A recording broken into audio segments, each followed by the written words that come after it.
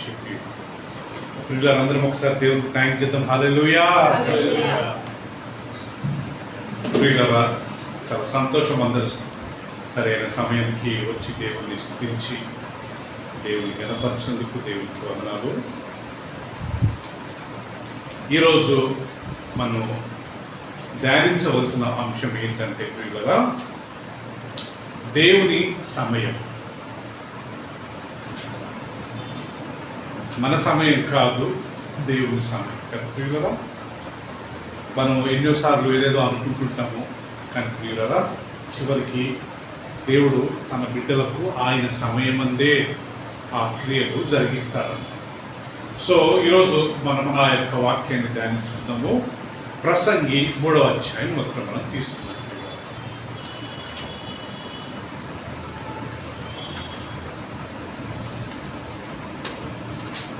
ప్రసంగి 3వ అధ్యాయంలో ఒకసారి మనం గమనించినట్లయితే దేవుని సమయం గురించి ఇక్కడ చాలా స్పష్టంగా సొలొమోను మనకు వివరిస్తూ ఈ విషయాలు మనతో చెప్తున్నాడు. ప్రియుగా ప్రసంగి 3వ అధ్యాయము 1 నుంచి నేను చదువుతాను, మీరందరూ గమనించుకోండి. ప్రసంగి 3వ అధ్యాయము 1 నుంచి నేను 11 వరకు చదువుతాను, మీరందరూ గమనించండి. ప్రతిదానికి సమయం కలదు, ఆకాశం కింద ప్రతి ప్రయత్నమునకు సమయం కలదు. పుట్టుటకు, చచ్చుటకు, నాటుటకు, నాటబడిన దాన్ని పెరిగి వేయుటకు, చంపుటకు, బాగు చేయుటకు, పడగొట్టుటకు, కట్టుటకు, ఏడ్చుటకు, నవ్వుటకు, దుఃఖించుటకు, నాట్యమాడుటకు, రాళ్లను పారవేయుటకు, రాళ్లను కుప్పవేయుటకు, కౌగలించుట మానుటకు, వెదుకుటకు, పోగొట్టుకునుటకు, దాచుకునుటకు, పారవేయుటకు, చింపుటకు, కుట్టుటకు, మౌనముగా నుండుటకు, మాట్లాడుటకు, ప్రేమించుటకు, ద్వేషించుటకు, యుద్ధము చేయుటకు, సమాధానపడుటకు, కష్టపడిన వారికి తమ కష్టము వలన వచ్చిన లాభమేమి, నరుల అభ్యాసము పొందవలనని దేవుడు వారికి పెట్టున్న కష్టానుభవమును నేను చూచితిని. దాని తర్వాత చక్కటి మాట ప్రియుడా, దేని కాలమందు అది చక్కగా నుండునట్లు సమస్తమును ఆయన నియమించి ఉన్నాడు. దేని కాలమందు అది జరుగునట్లు దేవుడు ప్రియుల సమస్తమును ఆయన నియమించి ఉన్నాడు. ఇంగ్లీష్లో ఏముందంటే he does everything beautiful in his own time. ఆయన సమయమందు ప్రతి ఒక్కటి చాలా అందముగా, చాలా సంపూర్ణముగా ఆయన చేస్తాడంట. సో ఇక్కడ ఈ యొక్క సొలొమోను ప్రియులరా రాస్తూ ఆయన అనుభవాన్ని ఆయన ప్రియులరా ఇక్కడ ఈ యొక్క పుస్తకంలో రాస్తూ 3వ అధ్యాయంలో ఆయన జీవితంలో జరిగిన ప్రతి ఒక్కటి ఆయన అనుభవపూర్వకంగా రాస్తున్నాడు. ఆయన ఏమంటాడంటే ప్రతిదానికి ఒక సమయం కలదంట. మరి ముఖ్యంగా భూమి మీద ఆకాశం కింద ఉండే నరుల మధ్య జరిగే ఒక ప్రక్రియ అంట ప్రియులరా. ఏ సమయం ముందు ఏది జరగాల, ఏ కాలం ముందు ఏది జరగాల అని దేవుడు ఆల్రెడీ కొన్ని నియమించాడంట. ఫస్ట్ ఆయన రాస్తూ పుట్టుటకు కదా ప్రియులరా, చచ్చుటకు. మనందరికి తెలుసు, మనం ప్రియులరా మనం పుట్టడానికి 9 నెలలు మన తల్లి గర్భంలో మనం దాని తర్వాత మనం పుడతాం. ఒక కడుపులో మనం పడ్డ వెంటనే మనం పుట్టమంట ప్రియులరా. 9 నెలలు పిండము ఆ కడుపులో అది ఎదిగి 9 నెలలు అయిన తర్వాత ఒక షేప్ వచ్చిన తర్వాత ఆ యొక్క బిడ్డ బయటకు వస్తుందంట. అందుకే బైబిల్లో రాయబడింది పుట్టడానికి కానీ ఒక సమయమే. దాని తర్వాత చనిపోవడానికి పుట్టుటకును, తర్వాత చచ్చుటకును. హీబ్రీయులకు రాసిన పత్రిక 9:27 ఏముందంటే చూద్దామా ప్రియులరా. చచ్చుటకు అనే మాట ఇక్కడ చక్కగా రాయబడిందంటే హీబ్రీయులకు రాసిన పత్రిక 9:27లో మరణం గురించి మాట్లాడుతూ ఈ యొక్క భక్తుడు ఇలా అంటాడండి, 9:27 వచ్చామండి.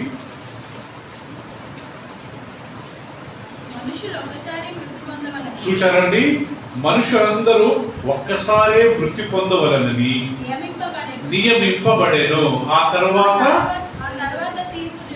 తర్వాత తీర్పు జరుగునంట. ఇక్కడ పుట్టుటకు ఒక సమయం ఉందంట, తర్వాత మరేమో గారు చనిపోవడానికి ఒక సమయం ఉందంట. ఇక్కడ క్లియర్ గా రాయబడింది, నరులందరూ మృతి పొందుటకు దేవుడు ఒక సమయాన్ని నియమించాడంట. అందరూ మృతి పొందవలనని దేవుడు ఒక సమయాన్ని నియమించాడు, అప్పుడు మాత్రమే మనం చనిపోతామంట.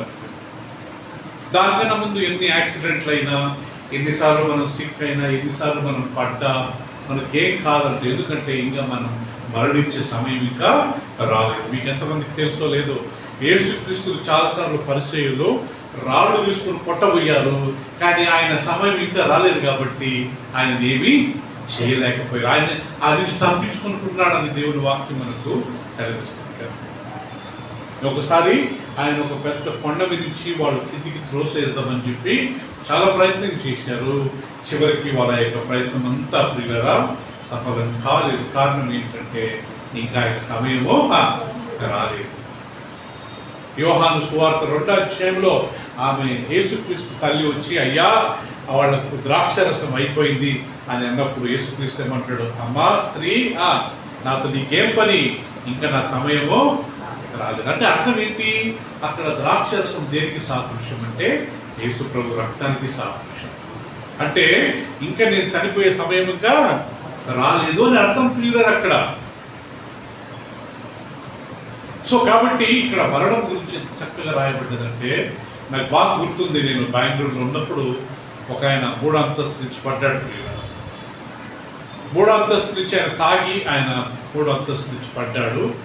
అండ్ కింద పాపం ఒక పెద్ద మనిషి, ఆమె సాయంకాలానికి బియ్యం వేరుకుంటాం వంట చేద్దామని చెప్పి ఆయన వచ్చి కరెక్ట్ ఆమె మీద పడ్డాడు. అండ్ ఆమె చనిపోయింది, కానీ ఆయన మళ్ళీ లేచి ఆయన పనులు ఆయన చేసుకున్నాడు. అంటే ఇంకా ఆయన మరణం సమయమో రాలేదు. సో ఇక్కడ చక్కగా రాయబడింది, దానికి ఒక సమయం కలదు, పుట్టుటకునో చచ్చుటకునో. యేసుక్రీస్తు చనిపోవడానికి ఆ సమయం ఎవరు ఆపలేకపోయారంట.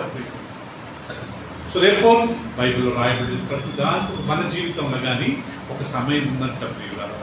ఓకే, మన వివాహం ఎప్పుడు జరగాలి, మనము మన ఇల్లు ఎప్పుడు మనం కట్టుకోవాలి, లేకపోతే మనం ఏం సంపాదించుకోవాలి, లేకపోతే మన పిల్లలు ఎలా సెటిల్ కావాలి, మన పిల్లలకు ఎప్పుడు వివాహం జరగాలి, ఇవన్నీ దేవుడు ఆల్రెడీ ప్లాన్ చేసి పెట్టాడట.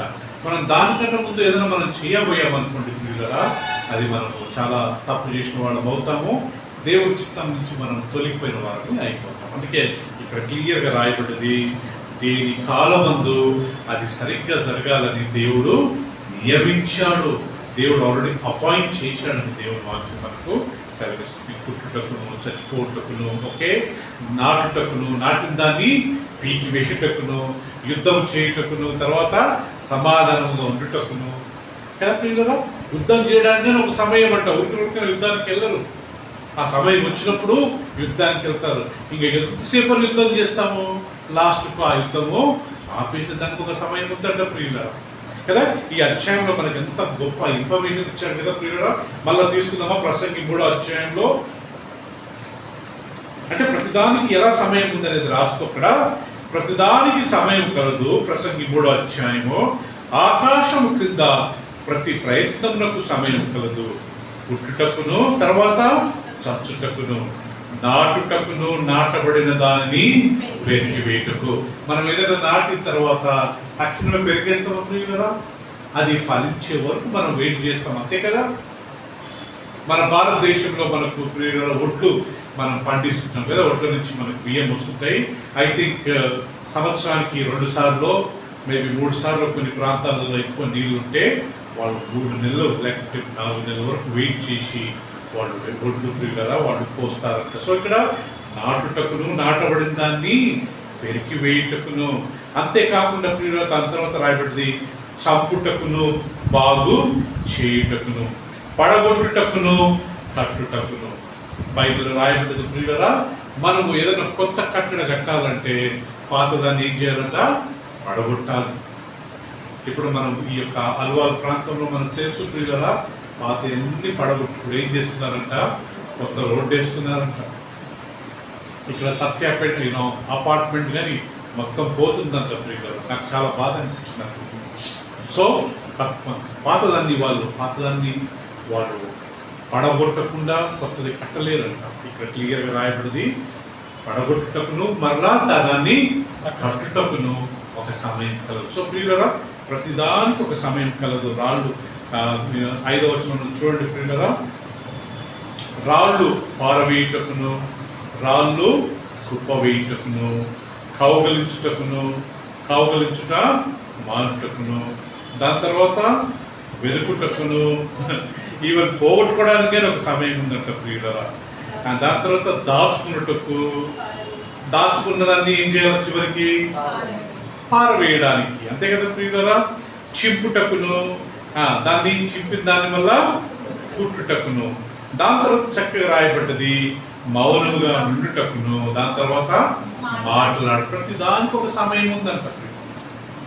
11వ వచనంలో అంటాడు, దేని కాలమందు అది చక్కగా నుండునట్లు సమస్తమును ఆయన నియమించి ఉన్నారు. ఓకే, ఆ వాక్యం మనం అండర్లైన్ చేసుకోవాలి కదా. ఈరోజు మన అంశం ఏంటంటే, దేవుడు ఏ సమయంలో ఏం చేయాలో అదే చేస్తాడంట. మనం అనుకున్నట్టు జరగదంట. ఒకవేళ మనం దేవుడి చిత్తం కాదని చెప్పి మనం ప్రయత్నం చేశామనుకోండి, అదేమవుతుందంటే అది మనకు నష్టం కలుగుద్దంట.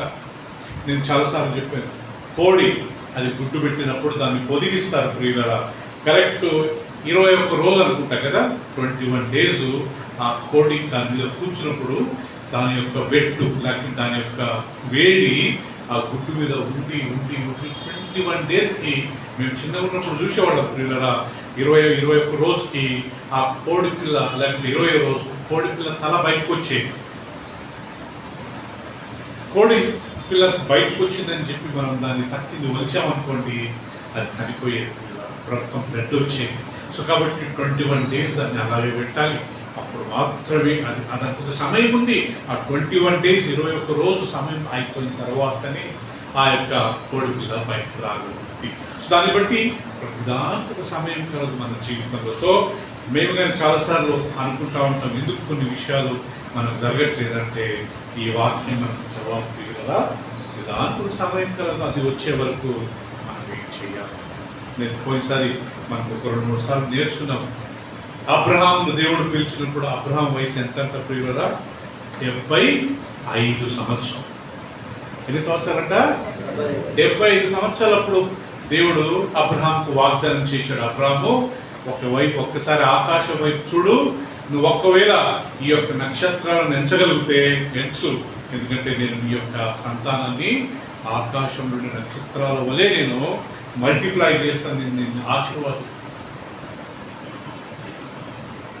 రైట్, మీకు ఎంతమందికి తెలుసు అబ్రహాంకు ఇసాకు ఎప్పుడు పుట్టాడండి? 100 years ఉన్నప్పుడు. అంటే అబ్రహాంకు దేవుడు వాగ్దానం చేసింది ఎప్పుడంట? 75వ ఏట. మరి ఎప్పుడు పుట్టాడంట ఆయన కుమారుడు లేకపోతే సారా కుమారుడు? అబ్రహాంకు 100 సంవత్సరాలప్పుడు. అంటే ఎన్ని సంవత్సరాలు ఆయన వేచాడంట? 25 సంవత్సరాలు ఆయన వేచున్నాడు. అంటే దేవుడు చెప్పిన సమయం ఇంకా ఈయన పుష్టుడైపోయింది. ఒకసారి ఆలోచిస్తాం ఆ ప్రియులరా, ఆ వయసులో పిల్లలు కనడం చాలా ఈజీగా, 75 సంవత్సరాలకే చాలా కష్టం కదా. అబ్రహాముకు సారాకు 10 సంవత్సరాల తేడా అంట బైబిల్లో రాయబడి. సారా కుమారుని కన్నప్పుడు ఆమెకు 90 సంవత్సరాలంట, అబ్రహాంకు 100 సంవత్సరాలంట ప్రియుల. 90 సంవత్సరాల స్త్రీ కదా ప్రియులరా, ఆమె గర్భం ధరించి ఒక కుమారుని కనడము అది చాలా అసాధ్యం. కానీ దేవుడు వాళ్ళకు అనుగ్రహించాడు. ఎందుకంటే ఆయన ఒకసారి వాగ్దానం చేశాడు, నేను సంతానాన్ని దీవిస్తాను, నీకు నేను ఒక కుమారుని ఇస్తాను. ఇష్మాయిల్ పుట్టాడు. ఇష్మాయిల్ కాదు నీ సంతానం, నేను మీకు ఒక సొంత సంతానం ఇస్తాను. ఎవరది? ఇస్సాకు కదా ప్రియులారా. సో దేర్ఫోర్ దేవుడు అబ్రహాంకు వాగ్దానం చేసి 25 సంవత్సరాల వరకు ఆయన వేచి. So God's time, he will do everything in his own time. ఇప్పుడు యెషయా గ్రంథము 60 అధ్యాయం తీసుకుందాం. 60 ఇక్కడ ప్రభు గాని అదే మాట అంటున్నాడు. 60 అధ్యాయము 22వ వచనం అందరూ గమనించినట్లయితే 60వ అధ్యాయం 22వ వచనము, వారిలో ఒంటరైన వాడు 1000 మంది అగును, ఎన్నిక లేని వాడు బలమైన జనముగాను. దాని తర్వాత వాక్యం చాలా మంచిగా ఉంది. యెహోవానగు నేను తగిన కాలమున ఈ కార్యమును నేను త్వరపెట్టుదును. యెహోవాను నేను, మరియమ్మ గారు, తగిన కాలమందు ఈ కార్యమును నేను తలపెట్టుదును. ఏంటది? వారిలో ఒంటరి అయిన వాడు 1000 మంది అగును. ఎవరి గురించి మాట్లాడుతున్నాడు పీపుల్ ఇక్కడ అంటే ఇశ్రాయేలు జనాంగం గురించి మాట్లాడు. అప్పట్లో వాళ్ళు ఒక్కళ్ళే. ఒక రోజు వస్తుంది, నేను వాళ్ళను ఒక్క వ్యక్తిని ఎంతమంది ఈక్వల్గా చేస్తా? 1000 మంది బలం వాళ్ళకి ఇస్తాను. ఇప్పుడు తెలుసా మీకు, ఇజ్రాయెల్ దేశం జోలికి ఎవ్వరు పోరండి. వాళ్ళకు ఒక పాలసీ ఉంది, మీరు ఒక్కరిని చంపితే మేము 50 మందిని చంపుతామని చెప్పి వాళ్ళు ఒక్క యూదుడు చనిపోతే కనీసం 50 మందిని వాళ్ళు చంపేస్తారు. వాళ్ళకి ఆ పాలసీ. ఎందుకంటే ఇక్కడ దేవుని వాక్యంలో రాయబడింది, వారిలో ఒంటరి వారైన వాడు ఎంతమంది అవుతారంట?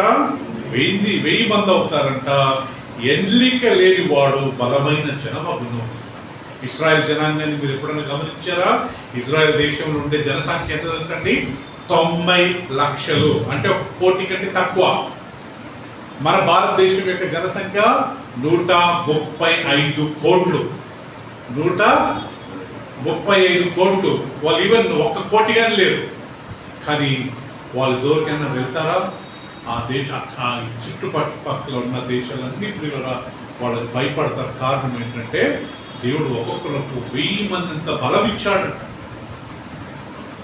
ఐగుప్తు దేశం ఎంత పెద్దది తెలుసా అండి? వాళ్ళకి జోలికి రమ్మనంటే వాళ్ళకి ఎంతో భయం. సిరియా దేశం చాలా పెద్దది, కానీ ఇజ్రాయెల్ దేశం జోలికి రారు. వచ్చారనుకోండి ప్రియులరా, ఎన్నో వేల మందిని వీళ్ళు చంపేస్తారు. ఇక్కడ రాయబడ్డది ప్రియులరా, వారిలో ఎన్నిక లేని వాడు బలమైన జనమగును, వారిలో ఒంటరి వాడైన 1000 మంది ఎగును.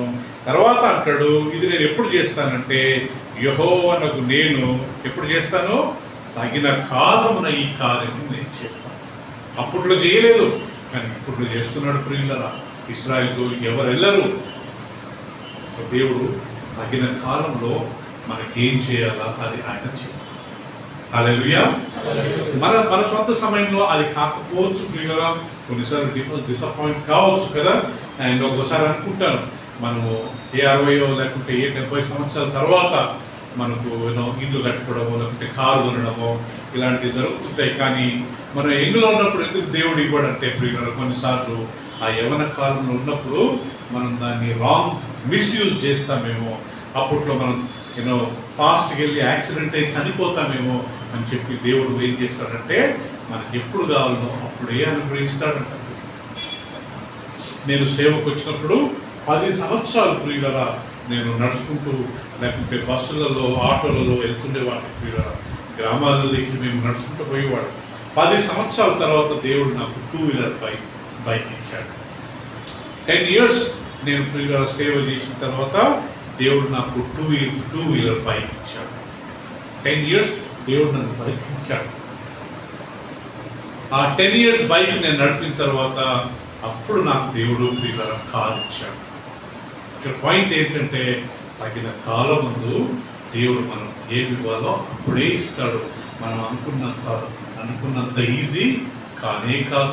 మరి ముఖ్యంగా మన మిడిల్ క్లాస్ ఫ్యామిలీస్లలో దేవుడు మన కొరకు ఒక ప్రణాళిక, ఒక చిత్తము దేవుని మైండ్లో ఉందంట.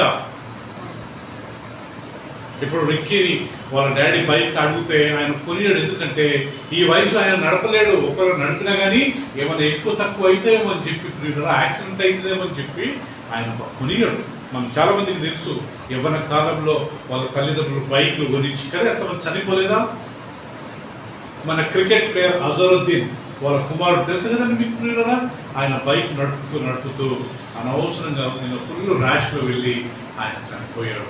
మన సినిమా యాక్టర్ బాబు మోహన్ కుమారుడు కదా ఆయన, కానీ ఆయన పేరు పవన్ అనుకుంటాను. ఆయన కార్లో వెళ్తూ ఆయన యాక్సిడెంట్ అయ్యారు.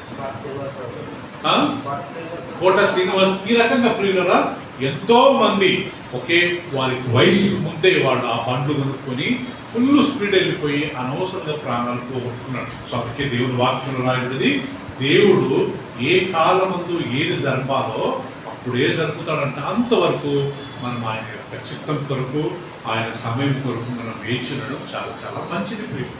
ఇప్పుడు మనం అలవాళ్ళకి వచ్చి ఆల్మోస్ట్ 22 years అవుతుంది. ఈ 22 yearsలో మనం అద్దెంట్లోనే ఉంటున్నాము. ఎన్నోసార్లు మనం ప్రార్థన చేసిన, ప్రభువా మీ చిత్తం అయితే మాకు ఒక చిన్న మందిరం ఇవ్వండి ప్రభువా, మేమందరం కలిసి నిన్ను ఆరాధించుకోవడానికి ఒక చిన్న స్థలం ఇవ్వండి ప్రభువా.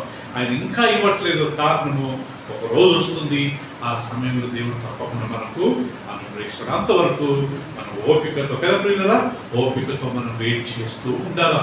అబ్రహాము దేవుడు వాగ్దానం చేశాడు, నేను నీకు కుమారుని ఇస్తాను. అబ్రహాం 75 సంవత్సరాల వయసు అప్పుడు వాగ్దానం చేశాడు.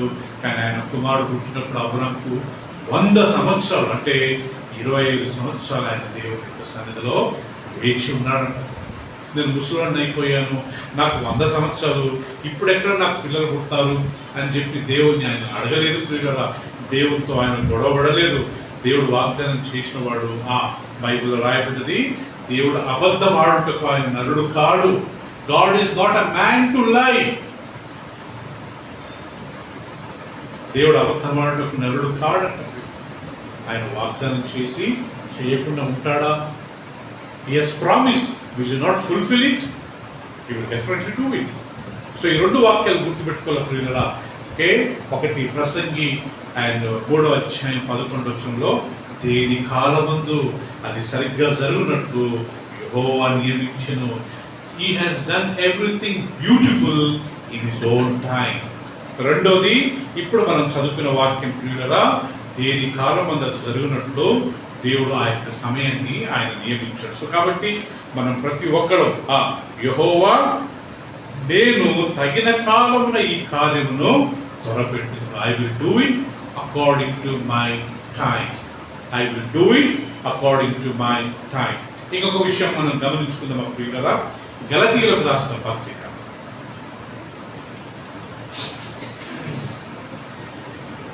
4వ అధ్యాయము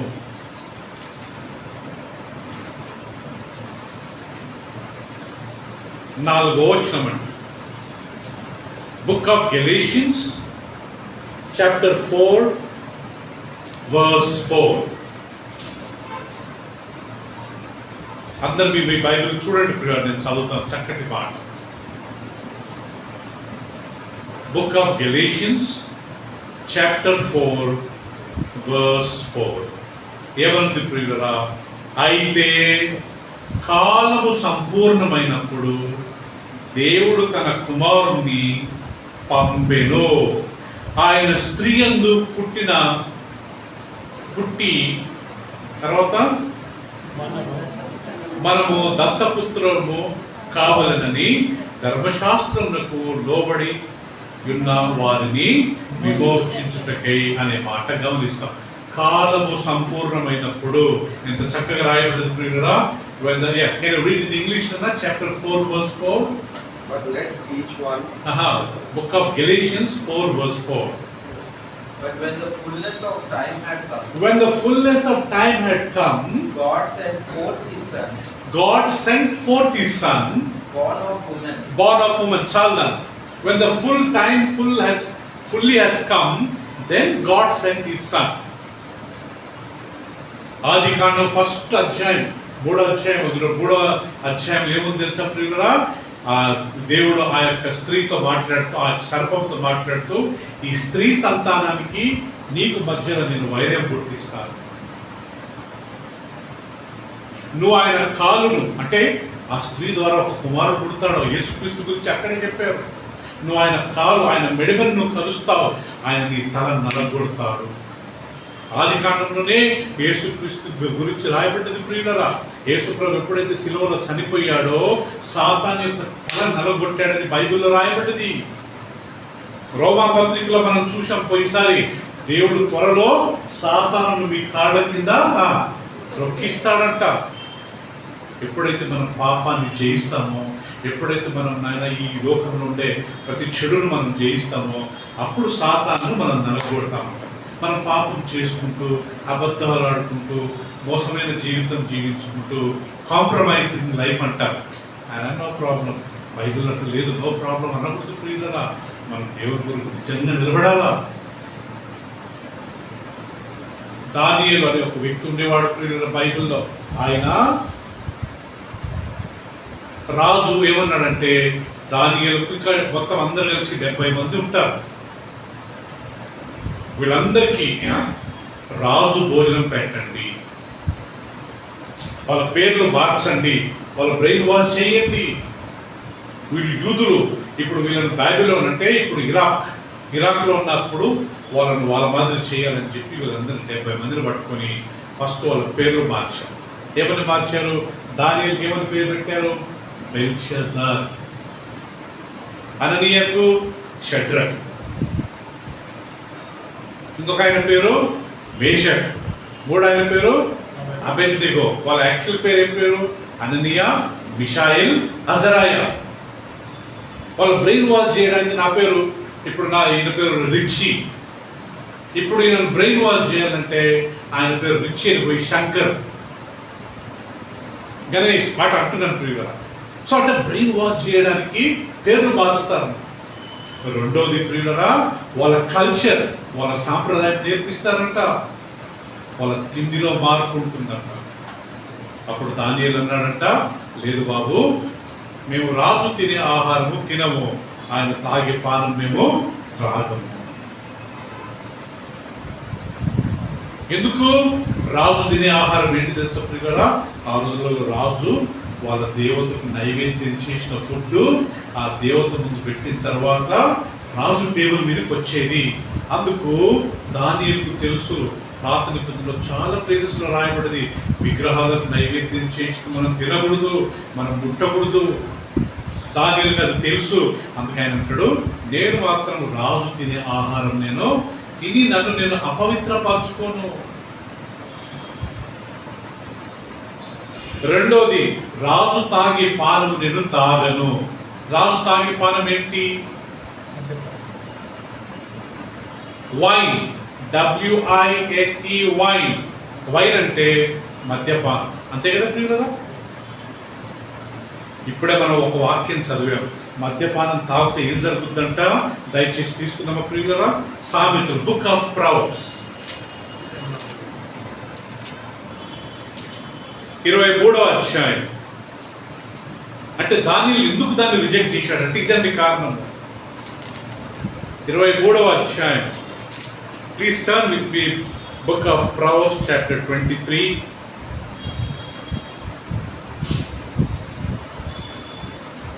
29వ వచనం. అందరూ మీ బైబిల్ చూడండి.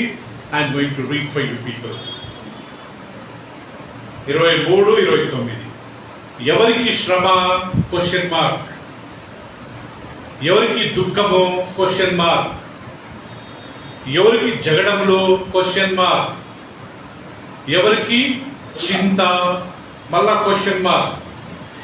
ఎవరికి హేతువు లేని గాయములు? Question mark. ఎవరికి మంద దృష్టి? Question mark. మొత్తం 6 ప్రశ్నలు వేశాడండి. ఏంటి 6 ప్రశ్నలు అంటే ప్రియులరా? ఫస్ట్, ఎవరికి శ్రమ, ఎవరికి దుఃఖము, ఎవరికి జగడములు, ఎవరికి చింత, ఎవరికి గాయములు, ఎవరికి మంద దృష్టి. ఎవరికంట? ఆన్సర్ చూడండి ప్రియులరా, 30వ వచనంలో, ద్రాక్షారసముతో పొద్దుబుచ్చు వారికే కదా. ఇక్కడ ద్రాక్షారసం అంటే ఏంటి? Wine, WINE, not VINE. VINE అంటే అర్థం ఏంటిదిగో మనం తీసుకుంటే ప్రభు, ద్రాక్షరసం. ఇది ప్యూర్ గ్రేప్స్ నుంచి తీసి ఫ్రెష్ గా తాగేది. కానీ ఇక్కడ WINE వైన్, దాన్ని తీసి దాన్ని ఓ భూమి కింద పెట్టి ఎన్నో సంవత్సరాలు పెట్టి దాంట్లో ఏదో కలిపేసి మొత్తం మత్తు చేస్తారు ప్రియులారా. అది తాగినారు అనుకోండి మొత్తం మత్తు అవుతుందంట. ఇక్కడ రాయబడ్డది. ఎవరికి గొడవలు, ఎవరికి చింత, ఎవరికి హేతువు లేని గాయములు, ఎవరికి టెన్షన్స్, ఎవరికి మిస్అండర్స్టాండింగ్స్. బైబిల్లో రాయబడ్డది ద్రాక్షారసముతో పొద్దుగుచ్చు వారికే కదా. కలిపిన ద్రాక్షరసము రుచి చూడ వారికే కదా. సో తాగే వాళ్ళకి ఎంత ప్రియుగా. దానియేలుకు తెలుసు, అబ్బో నేను అది తాగాను అనుకోండి నేను దేవునికి దూరం అయిపోతా, నేను పాపం చేస్తా, గొడవ పడతా, చెడ్డ మాటలు మాట్లాడతా. మంద దృష్టి, ఎవరో తెలియదు, అక్క ఎవరో, అమ్మ ఎవరో, తల్లి ఎవరో, భార్య ఎవరో తెలియదు, ఎట్లా పడితే అట్లా మాట్లాడతాము. బైబిల్ ఒక వ్యక్తి ప్రియులారా ద్రాక్షరసం తాగి దేవుని యొక్క అనవసరమైన దేవుని కృపను ఆయన కోరుకుంటున్నాడు. ఎవరు చెప్పండి ప్రియులారా? నోవా. ఆయనకు మంచి ద్రాక్ష తోట ఉందంట. ఆయన ద్రాక్షరసం తీసుకొని మొత్తం బట్టలు లేకుండా పడిపోయాడంట. పిల్లలు వచ్చి వాళ్ళ కొడుకు వచ్చి చూసి అదేదో చాలా మంచి న్యూస్ అని చెప్పి బయటికి వెళ్ళి వాళ్ళ సొంత బ్రదర్స్ చెప్పారు, అరే మన డాడీ మీద బట్టలు లేవు. అదేమన్నా గుడ్ న్యూసా? వాళ్ళ డాడీ లేచి వాళ్ళని చెప్పిస్తాడు, ఇంత దరిద్రుడురా, నీ తండ్రి యొక్క అవమానాన్ని నువ్వు అందరూ చెప్తావా? ఆ తక్కిన వాళ్ళు వెనక మళ్ళీ వెళ్ళి ఆయన మీద ఒక దుప్పటి కప్పారట. అప్పుడు ఆ కుమారుని ఆ తండ్రి శపించాడు. నేను ఒక బుక్లో చదువుతున్నప్పుడు నాకు తెలిసింది ఆ శపింపబడ్డ కుమారులే ఈ బ్లాక్స్ అంట, నల్లోడు. ఆఫ్రికా ప్రాంతంలో ఉండేవారు, ఎడారి ప్రాంతం. మన చరిత్రలో ఆఫ్రికా గురించి తెలుసు కదా ప్రియులారా, ఏమని దాని పేరు? చీకటి ఖండం, డార్క్ కాంటినెంట్. ఏది? ఆఫ్రికా. ఎందుకు తెలుసా? ఆ రోజు నోవా ఆ శపించిన కుమారుని సంతానం అంటే ఇదంతా. ఆ తక్కిన వాళ్ళు ఎవరైతే వెనుక మళ్ళీ వెళ్ళి వాళ్ళ డాడీ అవమానాన్ని కప్పారు దుప్పటితో, వాళ్ళని ఆయన బ్లెస్ చేశాడంట. వాళ్ళే ఒక కుమారుడు యూదులంట, జూయిష్ పీపుల్. ఇంకొక కుమారులు ప్రియులారా తక్కిన అందులో మన అందరం అంట. ఎవరికి శ్రమ, ఎవరికి కష్టాలంట ప్రియులారా? ద్రాక్షరసముతో ప్రొద్దుగుచ్చు వారికే కదా. కలిపిన ద్రాక్షరసము రుచి చూడ చేరు వారికే కదా. దాని తర్వాత మనకు ఒక ఇన్స్ట్రక్షన్ ఇస్తున్నాడండి. ద్రాక్షరసము మిక్కిలే ఎర్రబడగా గిన్నెలో తలతలలాడుచుండగా త్రాగుటకు రుచిగా నుండు కదా, దాని వైపు చూడకుము. పిమ్మట అది సర్పము వలె కరుచును, కట్ల పాము వలె కాటు వేయు. My God. ద్రాక్షరసం ఎర్రగా ఉన్నప్పుడు, తలతలలాడుతున్నప్పుడు దాని వైపు చూడక అసలు. దేవుని నమ్ముకున్న మనము దాని జోలికి అస్సలు వెళ్ళకూడదంట. మద్యపానం దేవుని వాక్యంలో నేను చూపిస్తా. ఇప్పుడు ఇలాగే పట్టుకొని కొరింథీయులకు రాసిన పత్రిక తీయండి, 6వ అధ్యాయం, 1 Corinthians chapter 6.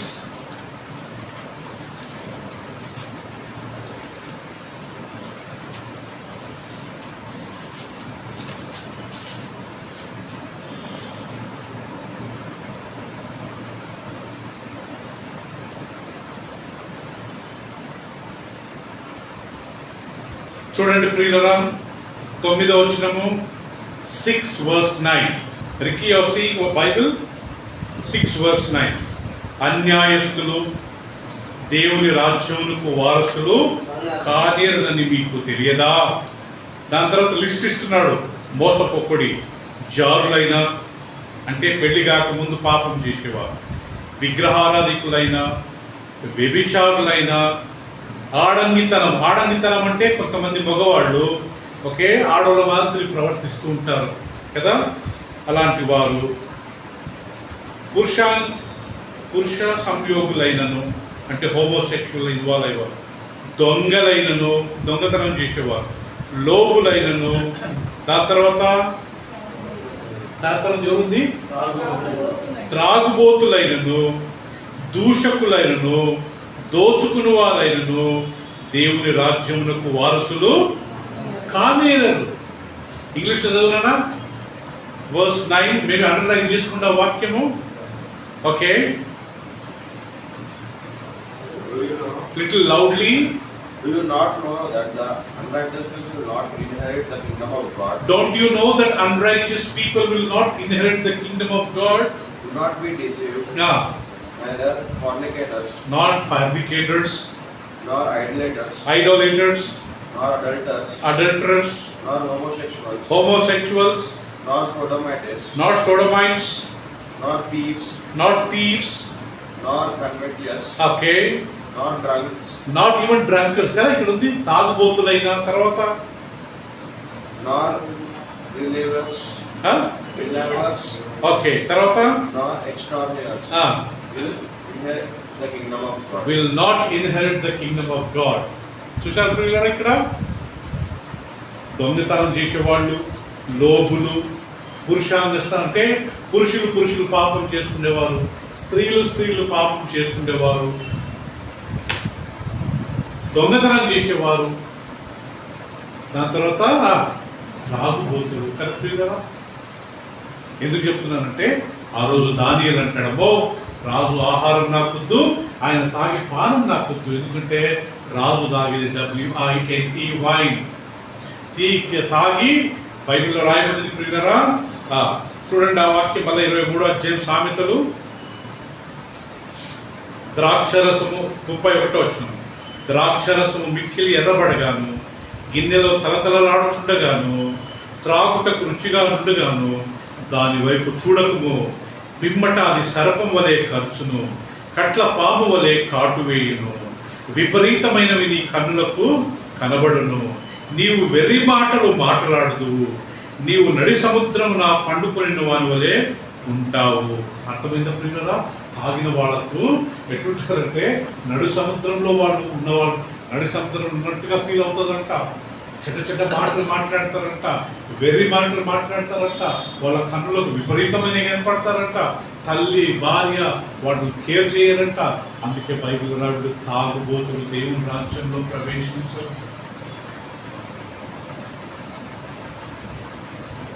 బిలీవర్స్ అయిన మనము, ప్రభు నమ్ముకున్న మనము, బాప్తిసం తీసుకున్న మనము దాని జోలికి వెళ్ళకూడదు ప్రియుల. ఫ్రెండ్స్ అప్పుడప్పుడు మనం కలిసి ఈరోజు ఫంక్షన్ కదా, ఈరోజు పెళ్ళి కదా, చచ్చిపోయిన రోజు కదా, ఈరోజు బర్త్డే కదా, ఈరోజు పండగ కదా, జనవరి 1 కదా, ఈరోజు వీరు తీసుకుని ఇలా కొంతమంది ఫ్రెండ్స్ ఉంటారు ప్రియులరా, వాళ్ళు మనకు కాడు చేస్తారు. ఒక్కసారి మనం అలవాటు పడ్డాం అనుకోండి, బైబిల్లో రాయబడ్డది మనం దేవుని రాజ్యంలో ప్రవేశించాం. నోవా ఒక్కసారి తాగాడు ప్రియులరా, జీవితం అంతా ఎంత ఘోరమైపోయింది. వాళ్ళ కొడుకుని శపించి వాళ్ళంతా ఎడారి ప్రాంతంలో ఉంటూ it was a horrible time. ఫ్యూచర్లో ఎవరన్నా మన స్నేహితులు లేకపోతే మన చుట్టాలు బంధువులు పర్లేదు లేకపోతే తీసుకుందామని మనం చేస్తే ప్రియులరా చాలా కేర్ఫుల్. ఓ బాబు, నేను తీసుకొని నన్ను నేను అపవిత్రపరచుకోను, రాజు తినే ఆహారం నాకొద్దు, ఆయన తాగే పానం నాకొద్దు. సో మనం అట్లా దేవుని కొరకు నిలబడాలి, కాంప్రమైజ్ కాకూడదు. ఓకే, సో ప్రతిదానికి ఒక సమయం కలదు. ఆ సమయం కొరకు మనం వెయిట్ చేయాలి. మన పిల్లల పెళ్ళి, మన పిల్లల ఎడ్యుకేషన్, మనం రేపు ఇల్లు కొనడమే కావచ్చు, రేపు కారు కొనడమే కావచ్చు, ఒక సమయం వస్తే దేవుడు ఇస్తాడు. అప్పటి వరకు మనం తగ్గించుకొని మనం కష్టపడి మన ప్రయత్నాలు మనం చేస్తాం. దేవుడి వాక్యం ప్రకారము అందరం కష్టపడాలా, 6 రోజులు పని చేయాలా, 7వ రోజు విశ్రాంతి, ఆ రోజు మందిరానికి రావాలా, కుటుంబంతో పాటు వచ్చి దేవుడిని స్తుతించాలా. బైబిల్ ప్రకారం 6 రోజులు మనం పనిచేయాలా, కష్టపడాలి.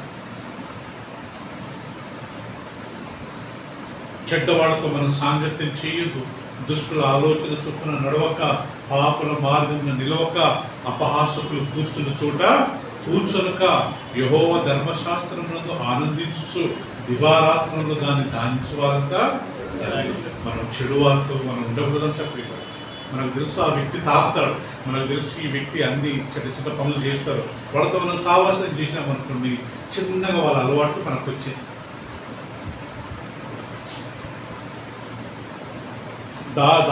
దానిలో ఒక్కడు అన్నాడు నేను తినను బాబు అని. ముగ్గురు స్నేహితులు ఆయనకు జాయిన్ అయ్యారు. అననీయ, మిషాయల్, అజరాయ, వీళ్ళుగా జాయిన్ అయ్యారు. సో మనం కింద దేవుని కొరకు నిజంగా జీవించాలని మనం ఒక్కడు డిసైడ్ చేసుకుంటే మనలాంటి ఒక 40-50 ఉంటారు ప్రియులారా. వాళ్ళు కానీ మనతో జాయిన్ అయ్యి వాళ్ళు పరిశుద్ధంగా జీవిస్తారు. అందరు చెడ్డోళ్ళు ఉండరు, ఎవరో ఒక నలుగురు ఉంటారు. సో కాబట్టి ఈ వాక్యం గుర్తుపెట్టుకుందాం ప్రియులారా. త్రాగుబోతు దేవుని రాజ్యంలో చేరరు. సో ఫ్యూచర్లో అలాంటి ఏవి కానీ వచ్చినా మనం వాటికి దూరంగా ఉందాం ప్రియులారా. ఎందుకంటే మనకు శ్రమ, లేనిపోని గొడవలు, మిస్అండర్స్టాండింగ్, కళ్ళు దృష్టి మందం అయిపోతాయి. ఏది ఎవరితో ఎట్లా మాట్లాడుతున్నో తెలియదు, జగడలు పుడతాయి, మిస్అండర్స్టాండింగ్ వస్తుంది. తాగినప్పుడు మనం ఏం మాట్లాడతాం మనం అర్థం కాదు. అనవసరంగా సమాజంలో మర్యాద పోతుంది, గౌరవం పోతుంది. దేవుడు మనకై నేర్పిస్తున్నాడు.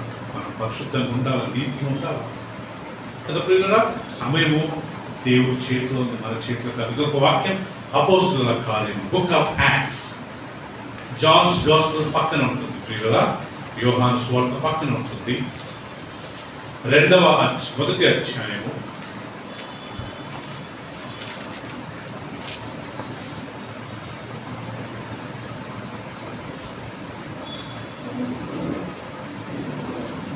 2 యేసు ప్రభు 3వ దినం లేచిన తర్వాత ప్రియులారా, ఆయన పరలోకానికి వెళ్ళక ముందు జరుగుతున్న విషయం అందరూ గమనించండి. 8వ వచనం, యాక్ట్స్ చాప్టర్ 1:6. కాబట్టి వారు కూడి వచ్చినప్పుడు, అంటే 11 మంది శిష్యులు, యూదా చనిపోయాడు కాబట్టి 11 మంది శిష్యులు కూడి వచ్చినప్పుడు, ప్రభువా ఈ కాలమందు ఇశ్రాయేలులకు రాజ్యమును మరలా అనుగ్రహించదవా అని ఆయన అడగగా, ఆయన అంటే యేసు కాలములను సమయములను తండ్రి తన స్వాధీనమందుంచుకుని ఉన్నాడు, వాటిని తెలుసుకున్నట మీ పని. వాటిని తెలుసుకోవడం మీ పని కాదు. ఇంగ్లీష్లో ఎవరైనా చదవంటున్నారా? And he said to them, it is not for you to know times or seasons. It's not for you to know the times and seasons which the Father has put in his own authority. Okay, దేవుడు ఆయన యొక్క దృష్టిలో లేకపోతే ఆయన ప్లాన్లో పెట్టిన time తెలుసుకోవడం మన పని కాదంట. అది దేవుడికి సంబంధించిందంట. అందుకే యేసుప్రభు ఎప్పుడు వస్తాడో ఎవరికి తెలియదంట. యేసుప్రభు తిరిగి వస్తున్నాడు, కానీ ఎప్పుడు వస్తాడంట ఎవరికి తెలియదు. ఒక వాక్యం ఉంటాడు, ఇదిగో నేను దొంగవలే వస్తున్నాను. నోవా కాలంలో తింటూ త్రాగుతూ పెళ్లిళ్ళు చేసుకుంటున్నారంట. ఆ సమయంలో వర్షం వచ్చి 40 రోజులు అందరిని నాశనం చేసిందంట. యేసు ప్రభు గాని అలాగే వస్తాడంట. అందరు తింటూ తాగుతూ అంతా ఎంజాయ్ చేసుకుంటారంట. యేసు ప్రభు 2వ రాకడ అప్పుడు వస్తాం. అందుకే ప్రతిరోజు మనం పడుకోకముందు ఒక 2 నిమిషాలు ప్రేయర్ చేసుకోవాలా.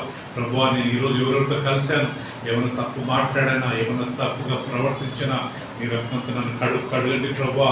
నేను పడుకుంటున్నా తండ్రి, ఒకవేళ యేసు ప్రభు వచ్చినా చనిపోయినా నేను నీ దగ్గరికి రావాలా ప్రభువా. మన ఫిలిప్పీన్స్లో ఏం జరిగింది తెలుసా ప్రియులారా? ఫిలిప్పీన్స్లో అందరూ పడుకున్నప్పుడు భూకంపం వచ్చి ఎంతోమంది చనిపోయారు. కొలంబియా కదా ప్రియులారా, భూకంపం వచ్చి ఎంతమంది చనిపోయారు. జపాన్లో పాపం పడుకొని ఉన్నారు, వాళ్ళకి ఏం తెలియదు. భూకంపం వచ్చింది, పాపం ఉన్న బిల్డింగ్స్ అన్ని పడిపోయాయి. అందుకే ప్రతి రాత్రి మనం పడుకోకముందు ఒక 2 నిమిషాలు, ఒక 5 నిమిషాలు ప్రభువా నాకు ఇంకేమైనా తప్పులు ఉంటే క్షమించిన, రియలీ సారీ, నేను ఎవరన్నా అనవసరంగా మాట్లాడాను, ఏదైనా తిట్టానా, లేకుంటే వాళ్ళ వెనక ఏమైనా మాట్లాడానా, ప్రభువా నాలో ఏమైనా తప్పు ఉంటే క్షమించండి. ఎందుకంటే ఆ రాత్రి మనం చనిపోతే దేవుని దగ్గరికి వెళ్ళాలి.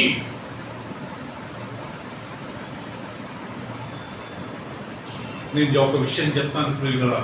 నేను ప్రభుని తెలుసుకున్నప్పుడు ఒక మీటింగ్కి వెళ్ళాను. నేను దినకర్ బ్రదర్ గారు ఆయన వాక్యం చెప్తున్నప్పుడు నేను ముందుకు వెళ్ళి నా పాపాలు ఒప్పుకుంటూ నేను ఏడుస్తా ఉన్నాను. అప్పుడు ఒక వాలంటీర్ ఒక ఆయన వచ్చి, సైమన్ చాలా మంచి తీర్మానం తీసుకున్నావు కమ్ అని చెప్పి నాకు ప్రేయర్ చేస్తూ ఆయన ఒక మాట అన్నాడు, నువ్వు బ్రతికినన్ని రోజులు పడుకోక ముందు ప్రతి రాత్రి నీ పాపాలు ఒప్పుకుని పడుకో. నేనేం చేశానులే అనుకో, ఒకవేళ ఏమైనా చేయరాని ఏమైనా చేశావేమో, చేయవలసినది చేయకుండా ఉన్నావేమో. You are suppose to go to that house and pray, but you did not go, that is a sin. ఆ ఇంటికి వెళ్ళి వారికి వాక్యం చెప్పాలి, నువ్వు వాక్యం చెప్పలేదు, నువ్వు అక్కడికి వెళ్ళలేదు, అది పాపము. ఈరోజు మందిరానికి వెళ్ళాలి, నువ్వు వెళ్ళలేదు, అది పాపము. నువ్వు బైబిల్ చదవాలి, బైబిల్ చదవలేదు, అది పాపము. నువ్వు ప్రార్థన చేసుకోవాలి, ప్రార్థన చేసుకోలేదు, అది పాపము కదా ప్రియులారా. ప్రభువా నన్ను క్షమించండి, ఈరోజు నేను ఆదివారం మందిరానికి వెళ్ళలేకపోయాను, మీరు రక్తంతో కడగండి ప్రభువా, నేను ఇక్కడ చెయ్యను అని నువ్వు ఒప్పుకోవాలంట ప్రియులారా. అయ్యో నేను ఈరోజు బైబిల్ చదవలేకపోయాను, నన్ను క్షమించండి ప్రభువా. Everyday I'm suppose to read, everyday నేను ప్రతిరోజు నీ వాక్యాన్ని చదవాలి, ఈరోజు చదవలేకపోయాను, నీ రక్తంతో కడగండి, మన పాపాలు ఒప్పుకోవాలంటే. పేతురు అబద్ధం చెప్పాడు, యేసు ప్రభు ఎవరో నాకు తెలియదు 3 సార్లు అబద్ధం చెప్పాడు. కానీ తర్వాత ఆయన ఏడ్చాడంట, దుఃఖపడి ఒకటే ఏడ్చాడంట, అయ్యో ప్రభువా నేను నిన్ను తృణీకరించాను. యూదా యేసు ప్రభువును పట్టించాడు, ఆయన ఏం చేశాడంటే ఒప్పుకోలే, పాపం పోయి ఉరేసుకున్నాడంట. ఉరేసుకోవడం కాదు, చావడం కాదు మనకు సొల్యూషన్. ఒప్పుకోవాలి, I'm sorry brother, I'm sorry sister, అయ్యో బ్రదర్ నన్ను క్షమించండి, నేను I never do that again. Same thing ప్రభువా, అలా చెయ్యను ప్రభువా, నీ సన్నిధికి ప్రతి వారం వస్తా, ప్రతిరోజు వాక్యం చదువుకుంటా, రోజు ప్రార్థన చేసుకుంటా, నీ సన్నిధిని నేను నిర్లక్ష్యం చెయ్యను ప్రభువా. నన్ను సృష్టించిన నువ్వే, నన్ను పోషిస్తున్నది నువ్వే, నాకు తిండి పెడుతున్నది నువ్వే, మంచి ఆరోగ్యం ఇచ్చింది నువ్వే, ఒక యాక్సిడెంట్ కాకుండా, ఒక రోగం కాకుండా నన్ను కాపాడుతున్నది నువ్వే. రేపు చనిపోతే నీ దగ్గరనే నేను లెక్క చెప్పాలి, ఎక్కడికి వెళ్తాను ప్రభువా, క్షమించండి. ఆ యాటిట్యూడ్లో మనం బ్రతికిన రోజులు అట్నే ఉండాలి. అప్పుడు ప్రభువా నన్ను క్షమించండి, చేయరాంది ఏమైనా చేశానేమో ఐఎమ్ సారీ, చేయవలసిన ఏమైనా చేయలేదేమో ఐఎమ్ సారీ. బైబిల్లో ఒక వ్యక్తిని మనం చూస్తాం, అతను మంచి పంట పండిందంట, మంచిగా ఫుడ్ ఉందంట, ఆయన అన్నాడంట, నా ప్రాణమా తినుము, తర్వాత రాగుము, సుఖించుము అని ఆయన్నే మాట్లాడుకుంటూ గర్వంగా ప్రవర్తిస్తుంటే అప్పుడు దేవుడు అన్నాడంట, ఓ ఫూలిష్ మ్యాన్, ఓ మూర్ఖుడా, ఈ రాత్రి నీ ప్రాణం తీస్తే ఏం చేస్తావు? నీ బియ్యము, నీ జొన్నలు, నీ గోధుమలు, నీ నూనె, నీ ద్రాక్షరసం, నీ తిండి, బట్ట ఏం చేస్తావు? ఈ రాత్రి నీ ప్రాణం తీసేస్తా. రతన్ టాటా పెద్ద ప్రియులరా ఎంత సంపాదించుండు, ఒకరోజు ఆయన చనిపోయింది, ఏం తీసుకెళ్ళాడు? ధీరుభాయ్ అంబానీ ఆయన ఎంత సంపాదించుండు, చనిపోయింది, ఏం తీసుకెళ్ళాడు? ప్రభువుని నమ్ముకున్న మనము మనకు ఎంతున్నా కానీ తగ్గించుకొని దేవుడి సన్నిధికి రావాలి, ప్రార్థన చేసుకోవాలి, బైబిల్ చదువుకోవాలి, అందరితో సమాధానం ఉండాలి, అందరితో ప్రేమగా ఉండాలి, ప్రతి రాత్రి పడుకోకముందు పాపాలు ఒప్పుకోవాలి. పేతురు అబద్ధం చెప్పాడు, ఆయన తప్పు చేశాడు, యూదా తప్పు చేశాడు, యేసు ప్రభువును పట్టించి ఒక ఆయన సారీ అని చెప్పి దేవుని దగ్గరికి వచ్చాడు, ఇంకొకరు పోయి ఉరేసుకున్నాడు. సో కాబట్టి మనం మన పాపాలు ఒప్పుకోవాలి. ఏదైనా తప్పు జరిగిందా మన మనసాక్షి గద్దిస్తుంది, యూ షుడ్ నాట్ అలా మాట్లాడకుండాల్సింది, నువ్వు అక్కడికి వెళ్ళకుండాల్సింది, నువ్వు అలా చేయకుండాల్సింది, ఈరోజు నువ్వు మందిరానికి వెళ్ళాల్సింది, ఎందుకు వెళ్ళలేదు? ఆ గద్దించినప్పుడు సారీ చెప్పాలా, సారీ చెప్పి నెక్స్ట్ రిపీట్ చేయకూడదు. మనం ప్రతిసారి సారీ చెప్పి మళ్ళీ రిపీట్ చేసినాం అనుకోండి, మన సారీకి అర్థం ఉంటుందా? అదే తప్పు చేస్తూ మళ్ళీ సారీ ప్రభువా ప్రియులను మళ్ళీ గుర్తుపెట్టుకోండి. ఒక వాక్యం చూపిస్తాను, మీరందరూ షాక్ అవుతారు. హీబ్రీయులకు రాసిన పత్రిక, మన మందిరానికి వచ్చే వారికి ఎవరికైనా ఇది జరగకూడదు అని నా ప్రార్థన కదా. అంటే ఇది ఒక చిన్న వార్నింగ్ అనుకోండి.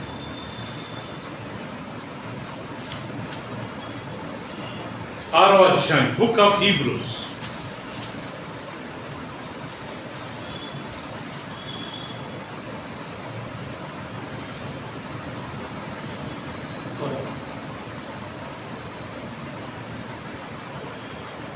నాలుగో వచనం అందరు గమనించండి.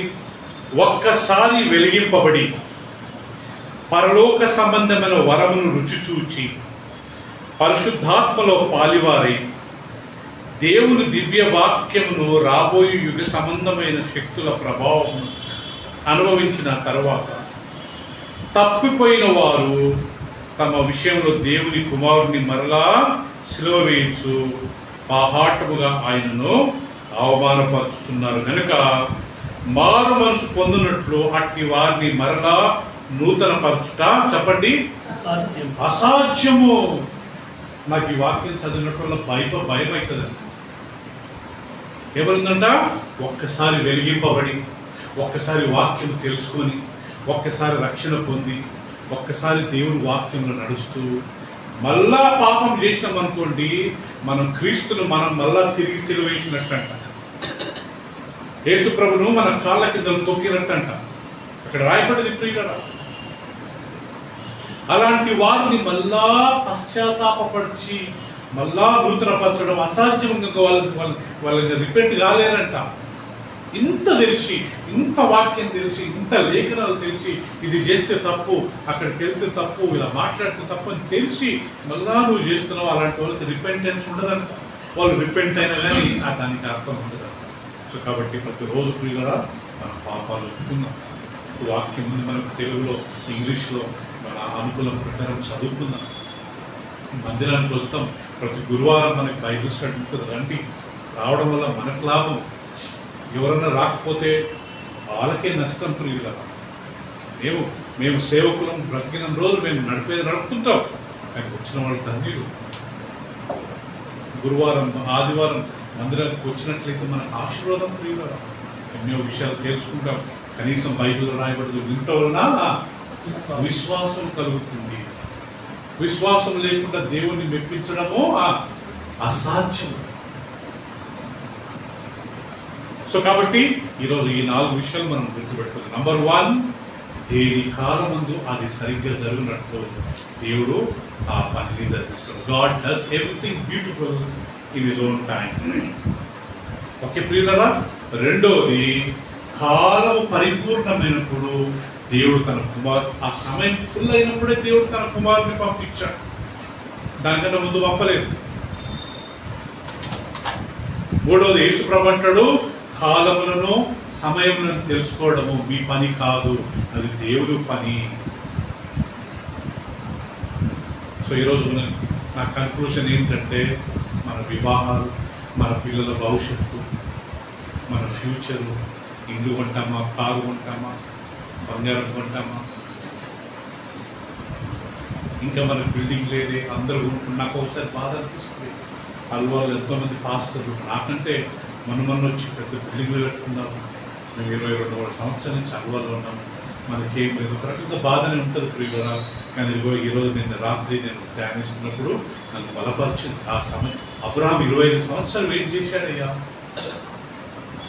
యేసుక్రీస్తు రావడానికి ఆల్మోస్ట్ 4000 సంవత్సరాలు పట్టిందంట. 4000 years. ఆదాము నుంచి నోవా వరకు 2000 సంవత్సరాలు గతించిపోయినాయంట. From Adam till Noah 2000 years గాన్. నోవా నుంచి యేసు ప్రభు పుట్టే వరకు 2000 సంవత్సరాలు అయిపోయింది. మొత్తం 4000. యేసు ప్రభు పుట్టింది మొదలుకొని ఇప్పటి వరకు ఇంకా 2000 సంవత్సరాలు, ఆల్మోస్ట్ 6000 years. యేసు ప్రభు పుట్టడానికి 4000 సంవత్సరాలు ఈ దేవుడు వెయిట్ చేసి అప్పుడు పంపించారు. సో మన పిల్లల విషయంలో, మన విషయంలో ఒకసారి మనం బాధపడతాం కదా, మనకు వీసా దొరకలేదు, మనం అనుకున్నది నడవలేదే, నేను ఆ దేశానికి వెళ్ళి సంపాదిస్తాం అనుకున్నాను, కుదరట్లేదే, నేను డిగ్రీ చేసి పాస్ అవుదాం అనుకున్నా, నేను ఫెయిల్ అయిపోయాను, ఇల్లు ఉందాం అనుకున్నాము, కొనలేకపోయాము, మేము ఏదో ప్లాన్ చేసుకున్నాము, అది కుదరలేదు. దిగులు పడద్దు ప్రియులారా. ఈరోజు చెప్పిన వాక్యము ఏ కాలం ముందు అది అప్పుడే జరుగుతుంది. ఇప్పటి వరకు మనం ఎంత ప్రయత్నం చేసినది కుదరదు. మనం ఏది ప్రయత్నం చేసినా దేవుడి వాక్యం ప్రకారమే చేయాలి. అందుకే మనం ప్రార్థించేటప్పుడు ఏమని ప్రార్థించాలా? అందరూ గుర్తుపెట్టుకోండి. whenever we pray, what should we pray? ప్రభువా నీ చిత్తమైతే, if it's your will. ఇంకొక వాక్యం తీసుకుందామా? 1 John, రెవల్యూషన్ ముందు ఉంటుందండి, లాస్ట్ లో 1 John 5:15.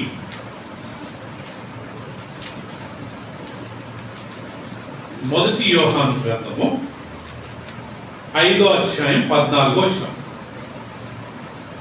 ఏమనుంది ఇక్కడ? అందరు గమనించండి. ఆయనను బట్టి మనకు కలిగిన ధైర్యం ఏమనగా, ఆయన చిత్తానుసారముగా మనం ఏది అడిగిననో ఆయన మన మనవి ఆలకించున్నదే. Deepu, can you read? And this is the confidence we have that we have towards him, that if we ask anything according to his will, అది if we ask anything according to his will. He hears us. Okay, గమనించండి ప్రియులారా, ఈ వాక్యం మనం వివరిద్దాం. మనం ఆయన చిత్తానుసారంగా ఏది అడిగినా, అంటే మనం ప్రార్థించినప్పుడల్లా ఏమని అడగాలంట, నీ చిత్తం అయితే. Lord, we're planning to buy a house, if it's your will. నీ చిత్తం అయితే, ప్లీజ్, నీకు ఇష్టమైతే. మా పాపను చదివిద్దాం అనుకుంటున్నాము, నీ చిత్తం అయితే సాయం చేయండి. మా బాబును అమెరికాకో లేకుంటే యూకేకో ఎక్కడికైనా పంపాలనుకుంటున్నాం, నీ చిత్తం అయితే సాయం చేయండి. మేము కారు ఉందాం అనుకుంటున్నాం ప్రభువా, నీ చిత్తం అయితే. మేము బిల్డింగ్ ఉందాం అనుకుంటున్నాం, నీ చిత్తం అయితే. ఆ సమయం వచ్చే వరకు మనం అడుగుతూనే ఉంటారంట, నీ చిత్తం అయితే, నీ చిత్తం అయితే, నీ చిత్తం అయితే. కదా ప్రియులారా, నీ చిత్తం అయితే. మనం ఏది అడిగిననో ఆయన చిత్తానుసారంగా మనం అడగాలంట. Father, if it's your will. పెళ్ళైంది 3 సంవత్సరాలు అవుతుంది, 4 సంవత్సరాలు అవుతుంది, మాకు పిల్లలు లేరు, నీ చిత్తమైతే మాకు సంతానాన్ని ఇవ్వండి ప్రభువా.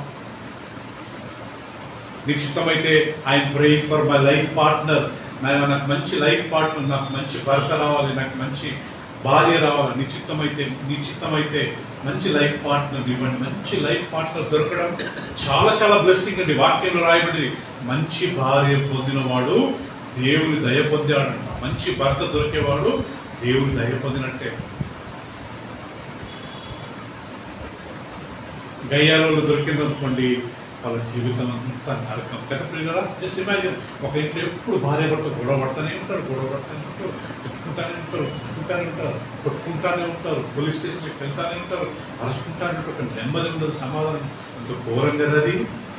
బైబిల్లో రాయబడింది, మంచి భార్య లేకపోతే మంచి భర్త దొరికిన వాడు చాలా బ్లెస్డ్, చాలా ధన్యుడు అంట.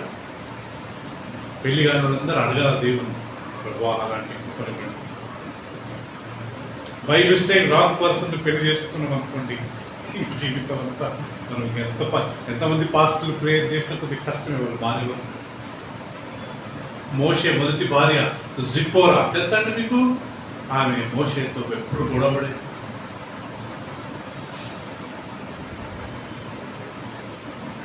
నా కొడుకులకు నేను సున్నతి చెప్పాను అని చెప్పి మోషేతో గొడవపడ్డదంట. దేవుడు ఆల్మోస్ట్ మోషన్ చంపుదామని బయలుదేరినప్పుడు, అప్పుడు నా భర్త ఎక్కడ చచ్చిపోతాడని చెప్పి వాళ్ళిద్దరు కుమారులకు సున్నతి చేస్తే రాయి తీసుకున్నారు. రక్తంతో పంచుకున్న భర్త అని చెప్పి ఆమెకు గొడవపడేది. అందుకే ఆయన త్వరగా చనిపోయింది. లైఫ్ పార్ట్నర్ మనకు నిశ్చిత్తం అయితే, lord if it's your will. So everything God will do according to His time and according to His will. ఆయన సమయానుసారంగా, ఆయన చిత్తానుసారం. ఈ 2 విషయాలు గుర్తుపెట్టుకోవాలి. Okay Divya, God will do everything in his own time. మనం అప్పుడు wait చేయాలి, ప్రేయర్ చేసుకోవాలి. రెండోది, మనం ప్రేయర్ చేసినప్పుడు ఏమని అడగాల, నీ చిత్తం అయితే. వెరీ గుడ్, నీ సమయం ప్రకారం చేయి ప్రభువా. రెండోది, నీ చిత్తం అయితే సాయం చేయి. అప్పుడు దేవుడు మనకు సాయం. ఆమేన్. తల వచ్చుకొని ప్రార్థన చేసుకుందాం. ఒక 2 నిమిషాలు అందరూ కట్టు కూసుకుందాం. మా ప్రియులారా,